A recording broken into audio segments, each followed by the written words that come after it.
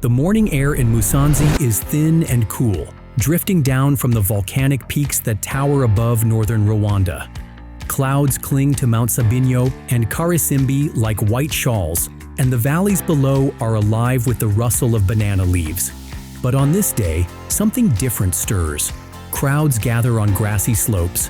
Dancers in colorful umushanana fabrics move to the heartbeat of drums. School children wave small flags, while camera crews set up their equipment to broadcast the event around the world. A stage rises before the mountains, framed by giant screens.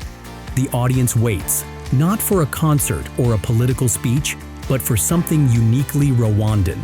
Kwita Izina, the gorilla naming ceremony. Kwita Izina is not just a festival, it is a living ritual deeply rooted in Rwanda's culture. In Kinyarwanda tradition, when a child is born, family and community come together to give the baby a name, a blessing, and a place in society. This moment of naming is more than symbolic, it affirms identity, belonging, and hope for the future. When conservationists began protecting mountain gorillas, Rwandans decided to extend this practice to their most famous neighbors, the gorillas who inhabit Volcanoes National Park. Just as human babies are named, gorilla infants would also be named, each name carrying meaning, each name recognizing the bond between people and wildlife. Thus, in 2005, Kwita Izina became an annual event, and over the years it has grown into one of the world's most celebrated conservation festivals. The setting is as important as the ceremony itself. Volcanoes National Park, with its mist-shrouded bamboo forests, is home to about 1/3 of the world's mountain gorillas. Once on the brink of extinction, these great apes have made a slow comeback thanks to protection, research, and tourism revenue. Every year, trackers and rangers who spend their lives in the forest caring for gorillas bring news of new births. Each infant is introduced to the nation and to the world during Kwita Izina. Their names are chosen carefully, sometimes reflecting traits of the gorilla, sometimes the circumstances of their birth, sometimes carrying messages of hope, peace, or resilience. But Kwita Izina is more than naming. It is a showcase of Rwanda's tourism strategy. Visitors from across the globe arrive to witness it, mingling with locals, conservationists, and dignitaries. Celebrities have stood on its stage. Football legends like Arsenal's stars, Hollywood actors, philanthropists, global leaders.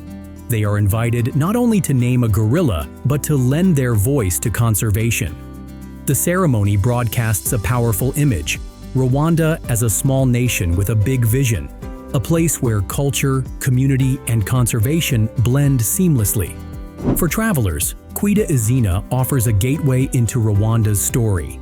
Attending the ceremony is often paired with gorilla trekking in Volcanoes National Park, visits to cultural villages, and exploration of nearby lakes and caves. Tourism packages built around the event generate global interest, making September, when Kwita Izina usually takes place, one of Rwanda's busiest seasons. The stage, the dancing, the speeches, and the naming all become part of a larger journey, the discovery of a country that has transformed tragedy into triumph. The power of Kwita Izina lies in its dual role. For locals, it is a proud affirmation that Rwanda's heritage is inseparable from its wildlife. For tourists, it is an unforgettable spectacle that deepens the meaning of their visit. Unlike traditional festivals that celebrate harvests or independence, Kwita Izina celebrates the survival of a species and the renewal of human commitment to protect it. Every drumbeat, every dance, every speech is a reminder. The gorillas are not just animals in the forest. They are part of Rwanda's family. For most visitors, the road to Kwita Izina begins in Kigali. The capital is often the first stop, a city of striking contrasts where tradition meets modernity. Wide boulevards lined with flame trees, street sweepers in neon vests, and high-rise towers in the city center speak to Rwanda's ambition. At the same time, Kigali's neighborhoods echo with the rhythm of local life. Open markets spilling with fresh produce, coffee shops buzzing with conversation, and murals that tell stories of resilience. For travelers arriving in September, the atmosphere is electric. billboards across the city bear the green and white emblem of Kwita Izina, a stylized gorilla, a reminder that the ceremony is not just a local event, but a national celebration. Tourists rise early, their bags packed with camera gear, jackets, and anticipation. The journey north to Musanze takes about 2 hours, winding through the hills that earned Rwanda its nickname, the Land of 1,000 Hills. The drive itself is a prelude to the ceremony, a visual feast of terraced farms, children waving by the roadside, and endless vistas that stretch into misty horizons. Guides narrate stories of Rwanda's history and culture, pointing out sites of interest: a tea plantation here, a memorial there, a distant volcano rising like a giant from the earth. For many, this drive is the moment when the abstract idea of Rwanda becomes something tangible, a place of beauty, order, and resilience. Musanze, formerly known as Ruhengeri, is the gateway to Volcanoes National Park and the beating heart of Rwanda's guerrilla tourism. On Kwita Izina week, the town transforms into a festival ground. Hotels brim with guests, from international conservationists to curious travelers, from Rwandan families on holiday to journalists eager for a story. Stalls spring up along the streets selling crafts, woven baskets, beaded jewelry, carved wooden gorillas. The energy is contagious. Locals take pride in welcoming visitors, offering directions, sharing smiles, and sometimes even offering their own stories of how guerrilla tourism has changed their lives. For tourists, the day before the ceremony is often filled with excursions. Some choose to trek golden monkeys in the park, their nimble bodies flashing through the bamboo. Others explore the Musanze Caves, vast lava tunnels carved by volcanic activity. Still others rest by the tranquil shores of Lake Ruhondo, saving their energy for the main event. Wherever they go, they are surrounded by the sense that something special is about to happen. The air in Musanze in September carries more than mist. From the mountains it carries anticipation. On the morning of Kwita Izina, buses and cars converge on Kigali, the village closest to Volcanoes National Park. Security is tight but welcoming. Volunteers in green t-shirts guide guests toward the open field where the ceremony unfolds.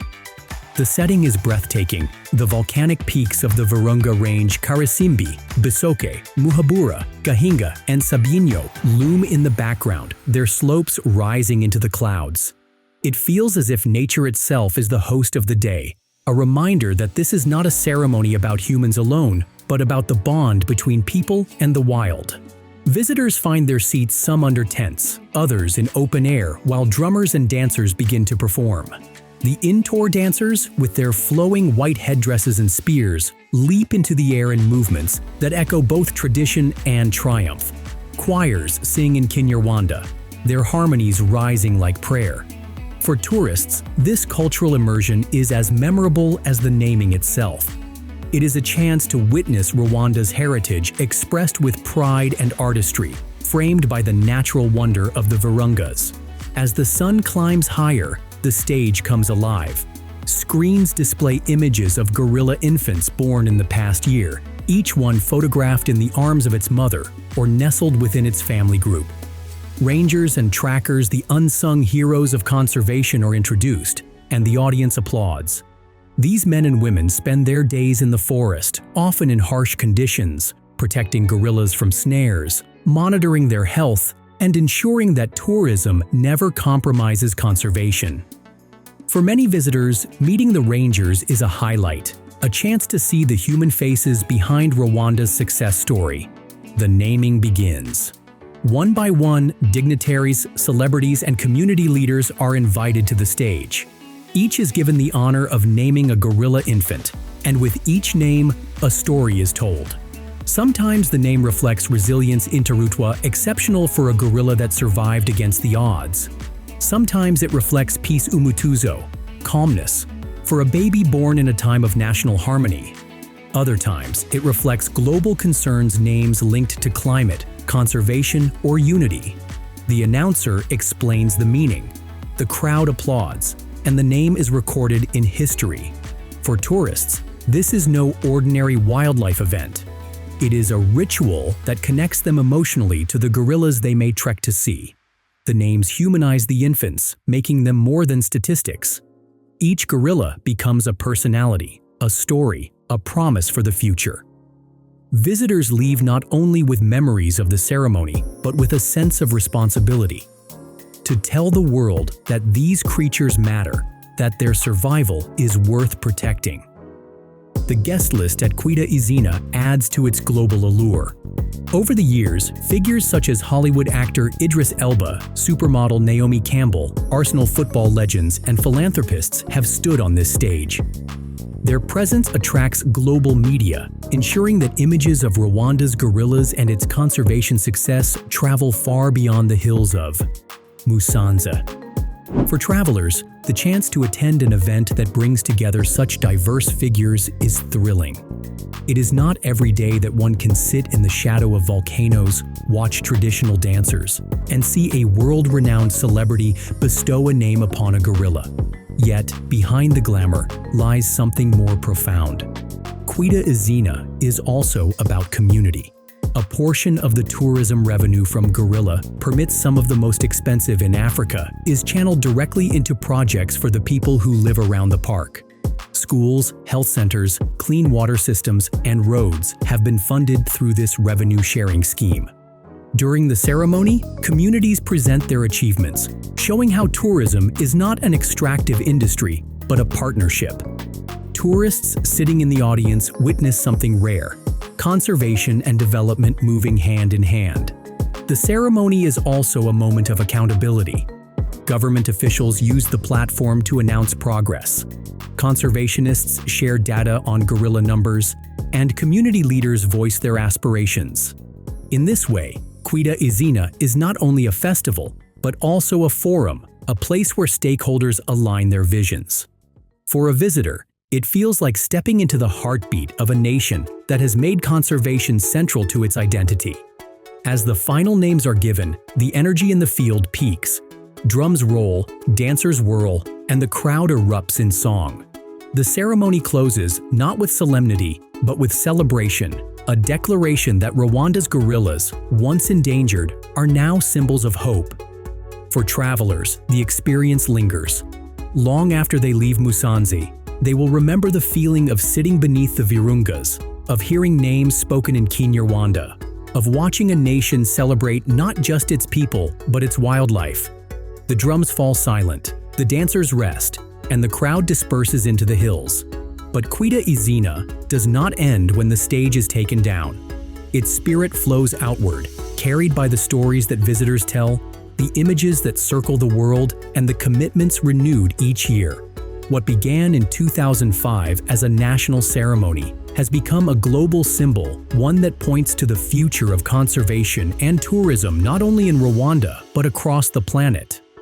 The gorillas themselves are at the heart of that future. When conservationists first began counting mountain gorillas in the late 20th century, there were fewer than 300 left. Today, thanks to protection and partnerships, that number has more than doubled. The International Union for Conservation of Nature has reclassified mountain gorillas from critically endangered to endangered, a rare victory in a world where biodiversity is often in retreat. Each name bestowed at Kwita Izina is both celebration and reminder. The work is not finished. Gorillas still face threats from disease, habitat loss, and the pressures of a growing human population. But Rwanda has shown what is possible when conservation is woven into the fabric of national identity.